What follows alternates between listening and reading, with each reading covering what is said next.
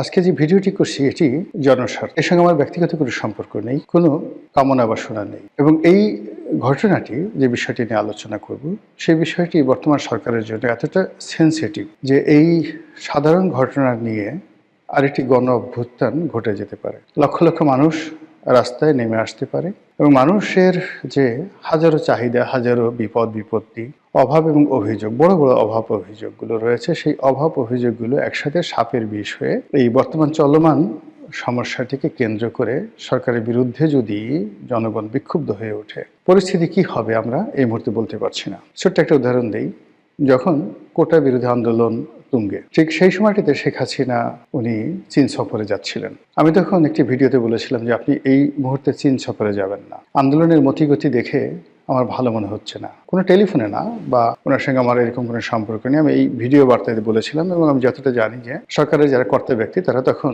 নিয়মিত আমার video monitor করতেন এবং দেখাশোনা করতেন। তো আমি বললাম যে আপনি যখন ফিরে আসবেন, ফিরে আসার পর পরিস্থিতি আপনার নিয়ন্ত্রণে থাকবে না। তো তিনি চীন সফরে গেলেন, চীন সফর থেকে আসলেন এবং বলেন অনেকটা অপমানিত হয়ে এবং লাঞ্ছিত হয়ে। আসার পর তিনি ছিলেন মানসিকভাবে বিপর্যস্ত, বিধ্বস্ত। আমি আরেকটা ভিডিও করলাম যে আপনি ওখানে যা কিছু ঘটেছে আপনি এইবার সংবাদ সম্মেলন করবেন না। প্রতিবার বিদেশ থেকে এসে আপনি গণভবনে যে মজমা মেলান এবং সেখানে রং তামাশা, ঠাট্টা মশকারা, এরপর নানা রকম পিঠা পায়েসের উৎসব থেকে শুরু করে যা কিছু একটা ট্রেডিশন হিসেবে আপনি চালু করেছেন গণভবনে, এইবার সেটা করতে যাবেন না। এর কারণ হলো চীন দেশে যা কিছু ঘটছে এবং বাংলাদেশের মাটিতে এই মুহূর্তে যা কিছু ঘটছে, এই দুটো জিনিসের ভার আপনি বহন করতে পারবেন না। মুখ ফসকে এমন কিছু বের হয়ে যাবে বা ওখানে এমন কোনো কথা বের হয়ে যাবে যেটার দায় দায়িত্ব আপনাকে নিতে হবে এবং আপনি সামাল দিতে পারবেন না। অবাক করার ব্যাপার হলো যে আমি খুব সাধারণ মানুষ, একেবারেই যাকে বলা হয় আমার জ্ঞান বুদ্ধি এতটা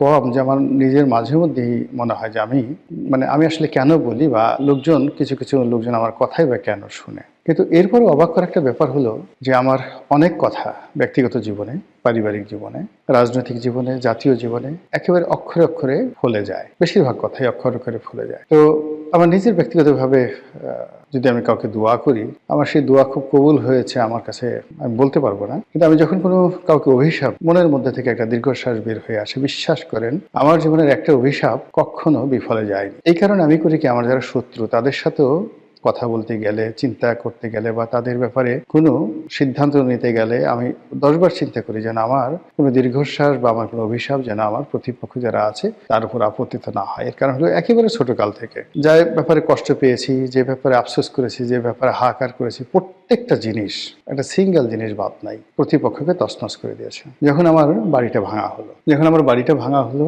তখন আমার খুব কষ্ট হয়েছিল এবং আমি টেলিভিশনে এসে বললাম যে এমন সময় আসবে 32 নম্বর ভাঙা হবে, সুধা সদন ভাঙা হবে, আওয়ামী লীগের অফিস ভাঙা হবে। দেখেন সেই ঘটনা ঘটে গেছে। আমাকে যখন অন্যায়ভাবে জেলে ঢুকানো হলো 2012 সালে, তখন আমি বের হয়ে লিখেছিলাম যে এমন একটা সময় আসবে যারা আমাকে এই অন্যায়ের মধ্যে ডুবিয়ে দিলেন, যারা আমার রাজনৈতিক জীবন তছনছ করে দিলেন, একটা সময় তাদের তকদির তছনছ হয়ে যাবে। আজ দেখেন কি অবস্থা হলো। সালমান এফ রহমান, আনিসুল হক থেকে শুরু করে অন্য যারা আছে। 2018 সালে আমি বিএনপিতে ইলেকশন করলাম। তৎকালীন প্রধান নির্বাচন কমিশনার জনাব সি নুরুল হুদা এবং তার ভাগিনা জনাব কি যেন নাম ভদ্রলোকের, শাহজাদা। তো উনরা প্রশাসনের সহযোগিতা নিয়ে আমার জীবন একদম ছারখার করে ফেললো। আল্লাহর রহমত দেখেন, আমি তো সসম্মানে মর্যাদা নিয়ে এখন এই সমাজে আছি, কিন্তু ওই সকল লোক তাদের জীবন কিয়ামত হয়ে গেছে। তো এই যে এখন ডক্টর মোহাম্মদ ইউনূস সরকারের সঙ্গে আমার কোনো রকম ব্যক্তিগত ক্ষোভ নাই, দ্বন্দ্ব নাই, সংঘাত নাই, স্বার্থ নাই, কিচ্ছু নেই। বরং এই সরকারে যারা কর্তা ব্যক্তি অলমোস্ট সবার সঙ্গে আমার একটা ভালো সম্পর্ক ছিল।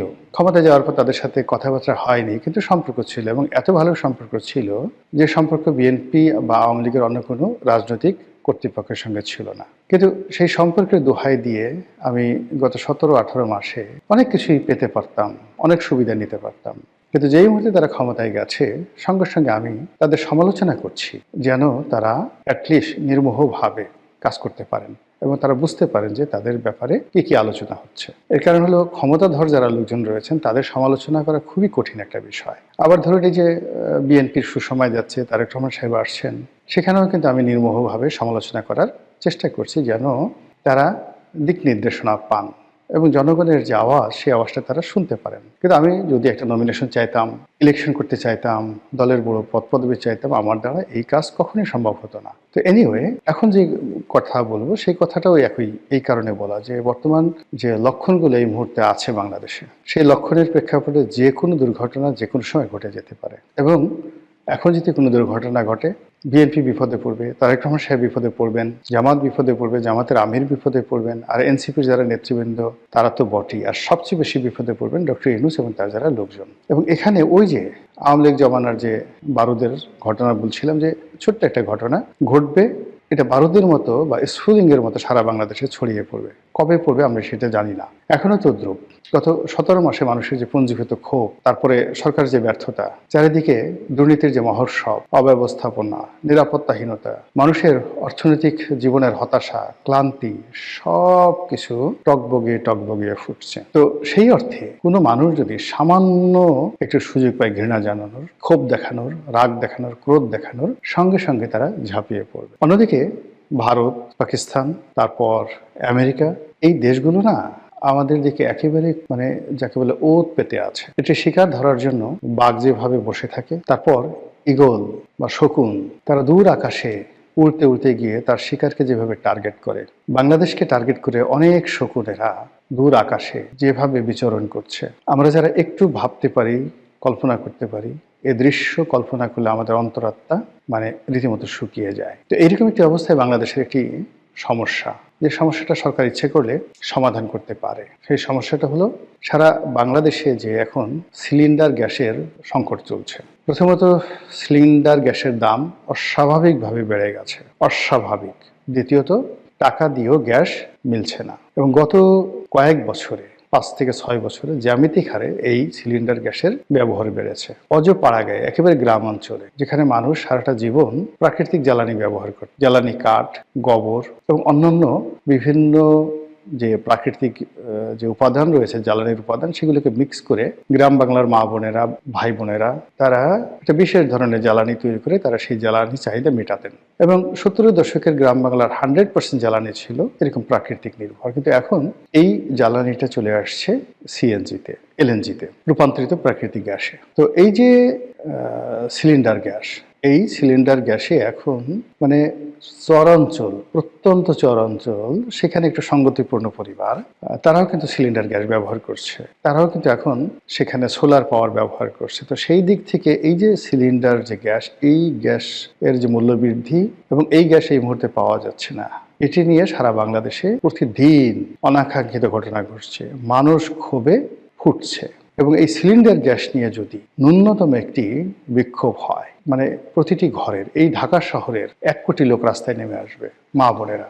এবং এটা একটা ভয়াবহ, মানে যে কোনো একটা আন্দোলনে যদি শিশুরা এবং মহিলারা জড়িত হয়ে যান, যেটা আমাদের জুলাই গণ অভ্যুত্থানে হয়েছিল, তাহলে সেটি আর নিয়ন্ত্রণ করা যায় না। এবং ফ্রেঞ্চ রেভলিউশন যেটা হলো, সেই ফ্রেঞ্চ রেভলিউশনের সময়টাও কিন্তু পুরুষেরা ব্যর্থ হয়েছিল, নারীরা বের হয়ে এসেছিল। উদ্দেশ্য ছিল, মানে উপলক্ষ্য ছিল যে রুটির দাম বেড়ে গেছে, তো সেই রুটির দাম কমানোর জন্য, দেখেন মানে তেমন কিছু না, রুটির দাম বেড়ে গেছে, সেই রুটির দাম কমানোর জন্য মেয়েরা ওই যে রুটি বেলে যে বেলুন, সেই বেলুন হাতে নিয়ে তারা সেখান থেকে বের হয়ে আসলো। পুরো প্যারিসের রাস্তা ভরে গেল রমণীতে, আর পুরুষরা এই সুযোগে লাফিয়ে পড়লো, একটা বিপ্লব হয়ে গেল, ফ্রেঞ্চ রেভলিউশন হয়ে গেল।